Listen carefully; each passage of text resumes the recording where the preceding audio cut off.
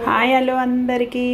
నేనైతే ఈరోజు చూడండి అన్నం చేసినాను, మట్టి పాత్రలోనే చేసినాను. అన్ని మట్టి పాత్రలోనే చేసినాను. చూడండి, ఇది ఆర్కల్ అన్నము. మీరు కూడా అందరూ మట్టి పాత్రలో వండుకోండి, హెల్తీగా ఉండండి. చూడండి, ఇందులో ఆర్కల్ అన్నం కూడా మట్టి పాత్రలోనే చేస్తున్నాను.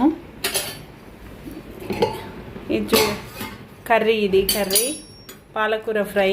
చూడండి, ఇది కూడా మట్టి పాత్రలోనే చేసినాను. అన్ని మట్టి పాత్రలోనే చేస్తాను.